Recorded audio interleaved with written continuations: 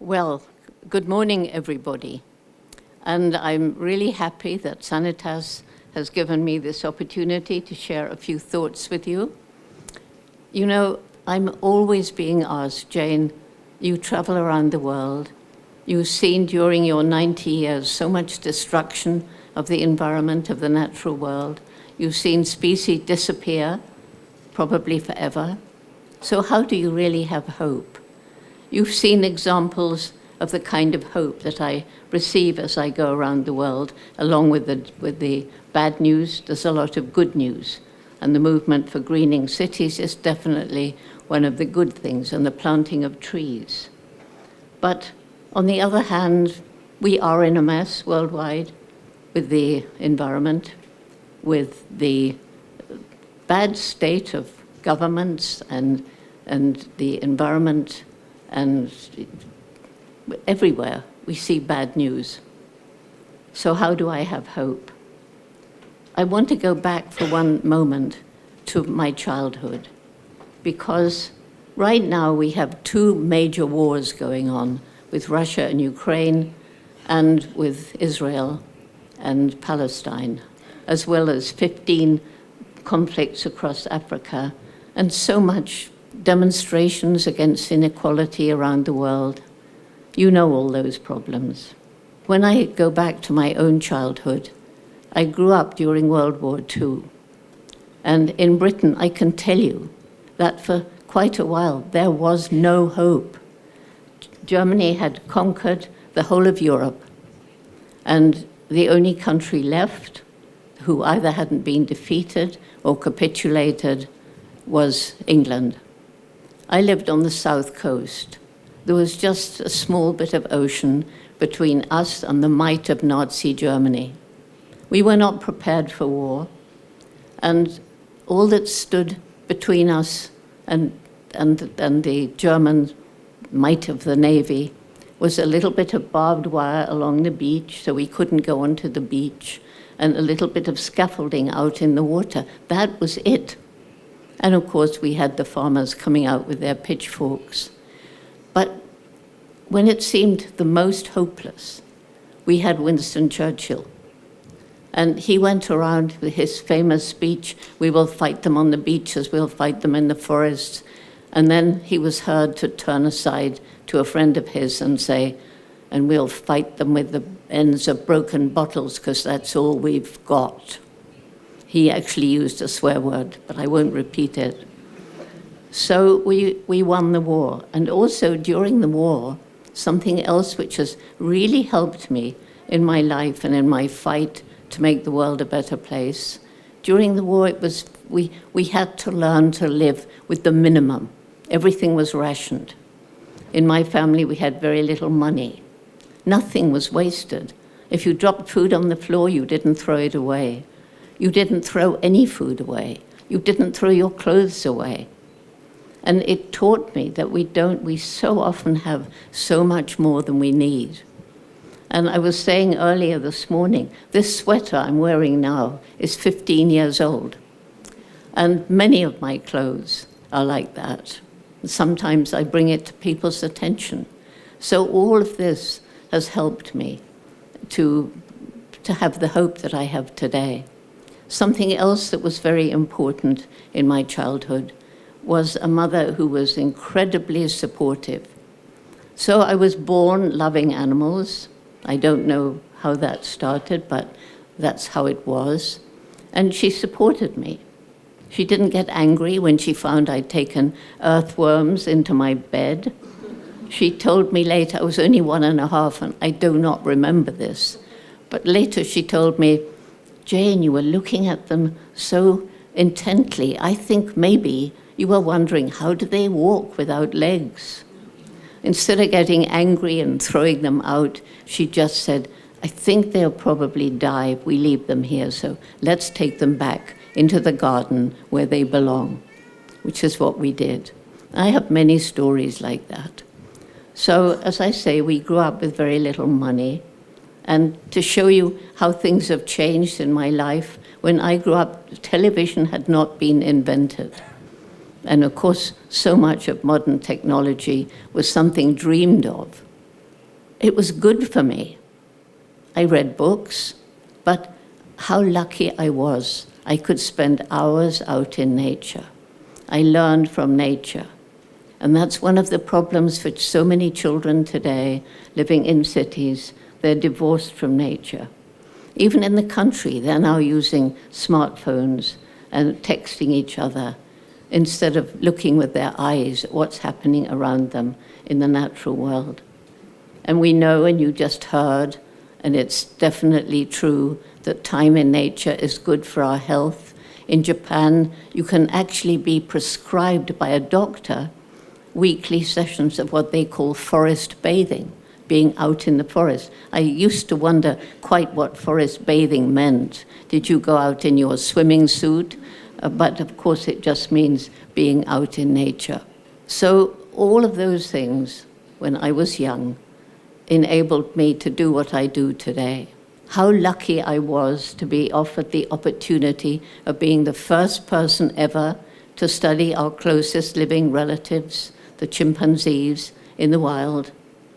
And that taught me so much, not only about the chimpanzees, but also a little bit about us.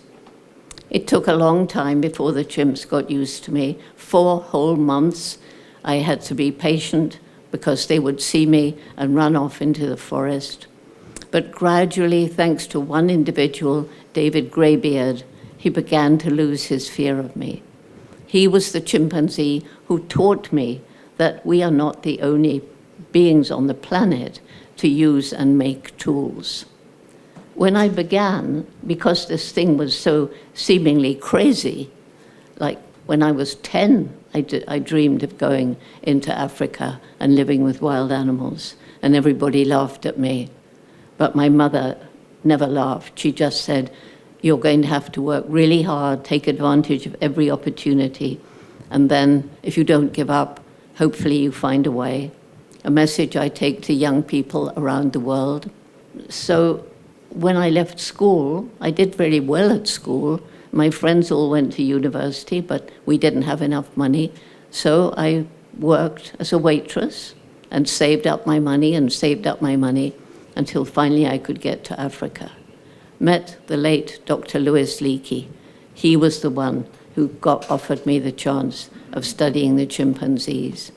And as I began to get to know them as individuals, as I began to understand their family structure, the structure of the community, I was struck by how like us they are in their communication, kissing, embracing, holding hands, patting one another, begging for food, just like us. The relationship between mothers and their offspring, between brothers and sisters, bonds that can last throughout life. I discovered to my shock that they have a dark and brutal side, just like us. They're capable of killing. They have a kind of primitive warfare. But they also show love, compassion, and true altruism, just like us. And so when I say I learned from them something about our behavior, it seems that we have inherited from about 6 million years ago when humans and chimpanzees separated, that some of the behavior that we see in chimps and humans today was probably in that early ancestor, and we brought it with us. Isn't it sad that we've kept the dark and brutal side as well as the loving and altruistic side? And the one thing that makes us most different from the chimpanzees is the explosive development of our intellect. Although in so many ways chimpanzees have intellectual abilities once thought impossible for any creature but us, we now know that that's not true. Many animals are capable of extreme intelligence. If you don't know this, you can Google it. Don't Google Picasso, the artist. Google Pigcasso and see what you will see. And I won't tell you, you can have it as a surprise. But Pigcasso, I will say, is a pig living in South Africa, whom I'm, with, to my great excitement, going to meet in February. So there we are with these two twin characteristics of hate and violence on one side, love and compassion on the other.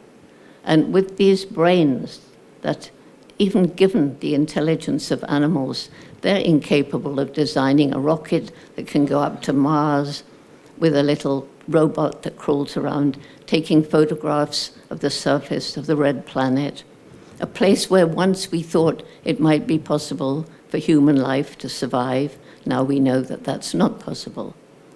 But there we are, developing this extraordinary technology of today. And it is extraordinary. I mean, things like AI were not even dreamt of when I was a child. So with this intelligence is one of my great reasons for hope. We can turn things around. We are beginning to develop technology to help us live in greater harmony with nature. And we need to use our intellect, each one of us, all the time, to try and think how we as individuals can leave the lightest possible footprint on the planet, ecological footprint. So going back to the subject of hope, which seems to be my mission today, because in spite of all the good things going on, there are so many people who have lost hope. And from 1960 to 1986, I was most of the time out in the field in Africa, in Tanzania, in Gombe National Park. The best days of my life, learning about the chimpanzees. I managed to get a PhD along the way, although I'd never got a BA. Can you imagine that when I got to Cambridge University, nervous? This is 1961, way back then. And the professors of whom I was really scared told me I'd done everything wrong. Jane, you can't talk about chimpanzees having personalities. You can't talk about them having minds capable of solving problems.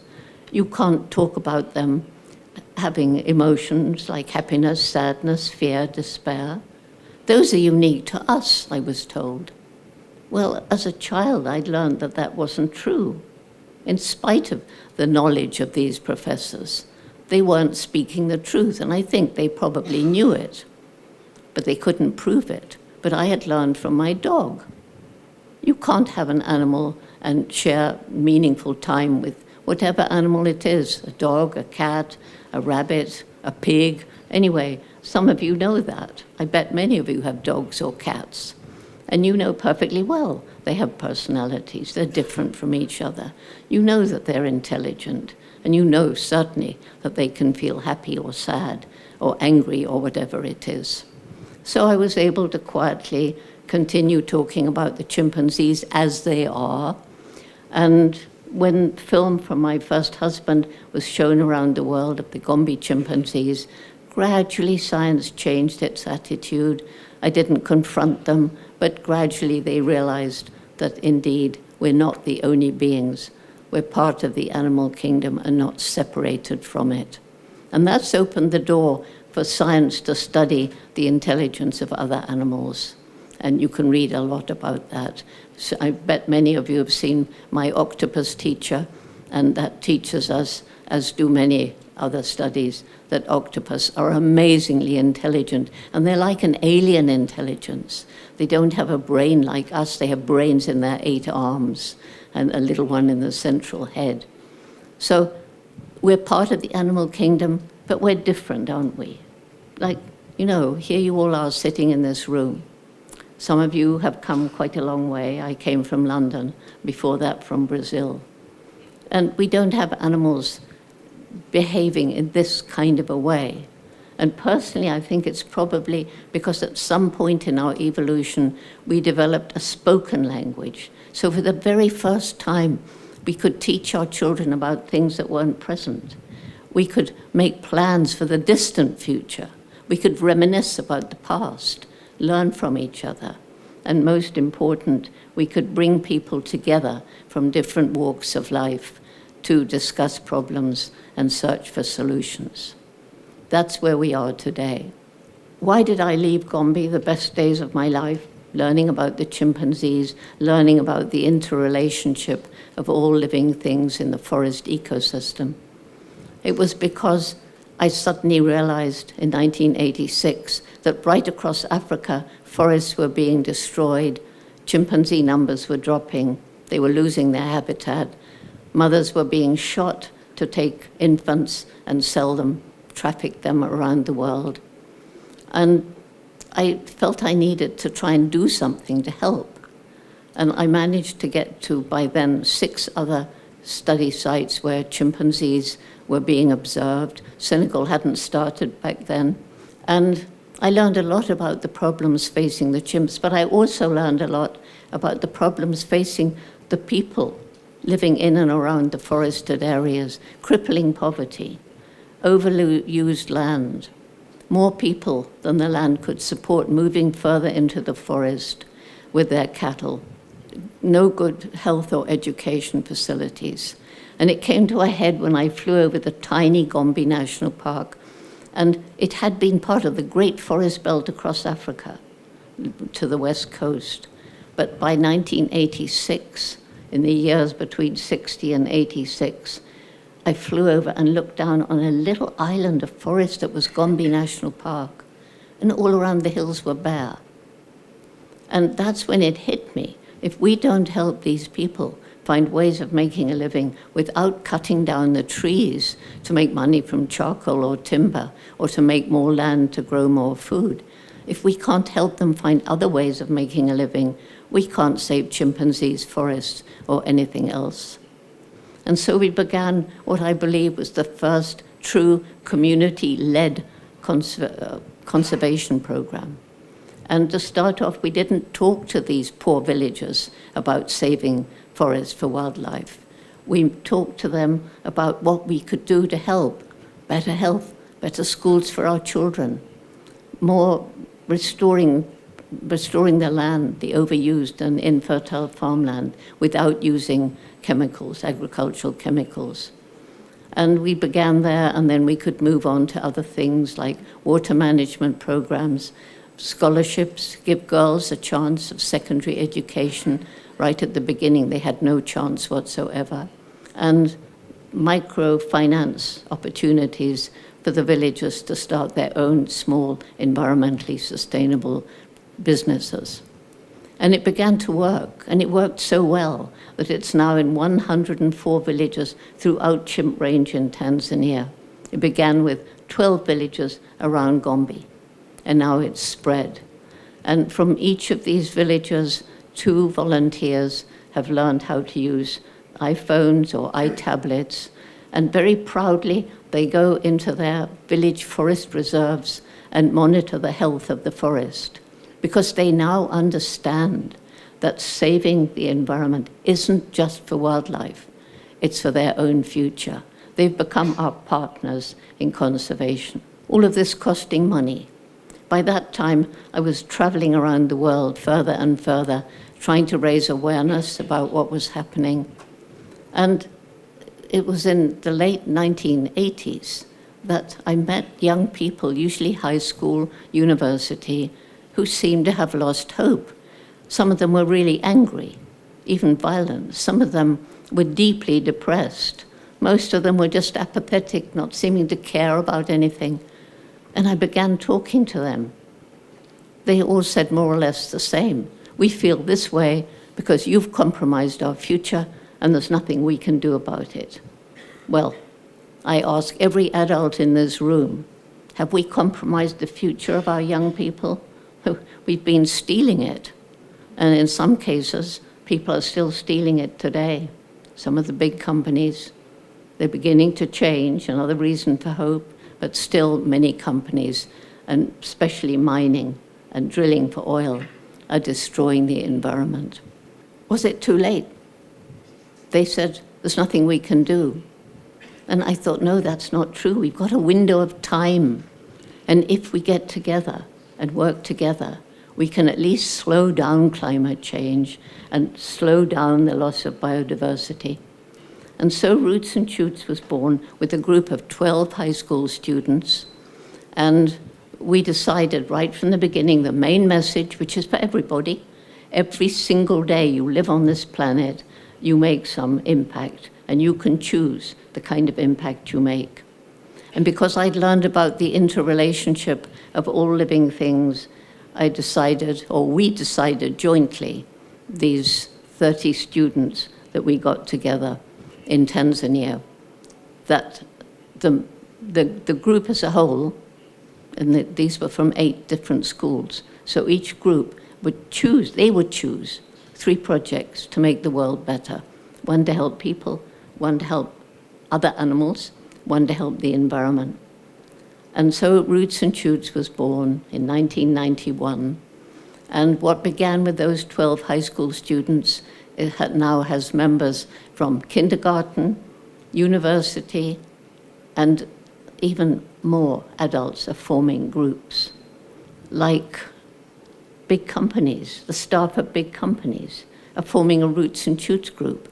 Companies with offices around the world are getting their children involved in Roots and Shoots, and then they link up with each other around the world. So they learn about different cultures.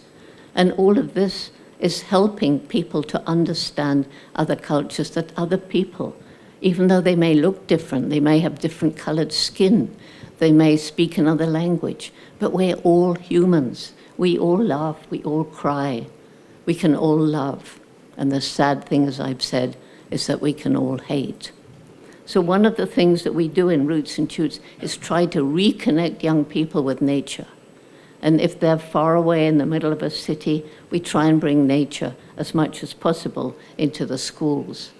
And once children, particularly the very young ones, are exposed, if they're out in nature and they watch with wondering eyes what's going on in the animal kingdom or the plant kingdom, then they learn to love it. And what you love, you want to save. So the Roots and Shoots groups, I'm going around the world talking to them. I talked to a whole lot yesterday. Are there Roots and Shoots back there? Can you stand up if there's any Roots and Shoots among the young people? I'm not sure. No, apparently there aren't. Oh, where? I can't see. Well, okay. So anyway, there's Roots and Shoots in Spain. Thanks to Federico and his wonderful team, the Roots and Shoots program is spreading, and it's in Senegal as well. It's in all the places we work in Africa. It's spreading fast in Latin America. It's in 70 countries. The last one formed was in the middle of Brazilian Amazon with a little group of indigenous people. And so Roots and Shoots is my greatest reason for hope. That's why I can go around talking about hope, because I have hope. If I didn't have hope, and sometimes it's tough, but always it comes back to me, the amazing people out there, people doing wonderful things, people regreening cities, people planting trees. Roots and Shoots around the world has planted millions of trees. We too help programs to regreen cities, knowing how very important it is for the environment and for health. And I have hope because of this amazing brain, which is beginning to find ways in which we can live in greater harmony with nature. And we are also beginning to work with the One Health system, knowing from our studies with chimpanzees, having veterinarians out in the field, learning about the chimpanzees' health and the diseases and viruses they carry from their fecal samples, and realizing that what is affecting the chimpanzees is very often the same diseases as affect us, because we share 98.6% of our DNA structure with them. And then realizing that the chimpanzees can get infected from the people in the villages and the animals in the villages, the dogs and the cattle. And so it is one health, one world, one interconnected world. And the trafficking of animals, chimpanzees and other animals or their body parts, that's leading to terrible, terrible diseases for us. HIV started from butchering chimpanzees for their meat in Central Africa. Ebola started probably from gorillas or chimpanzees in West Africa. This latest pandemic, which isn't over yet, I know somebody right now suffering very badly from long COVID. And that probably began from an animal with a new virus for humans in a meat market in China. So one virus from one animal can jump into one human body and possibly create a brand new disease such as COVID-19. So it is all one world. And it's so important that we should now really work together to share the successes, to share the failures, so that as a whole, the people on this planet who care, and that is the majority, once people are educated, once people are lifted out of poverty, once people begin to think about their own imprint on the planet, then and only then can we look forward to a better future. And for the sake of the young people, for your children and theirs, we must get together to make a future for them and theirs. So thank you for giving me the chance to share these few thoughts. I had an awful lot more, but I know I must stop. So thank you again.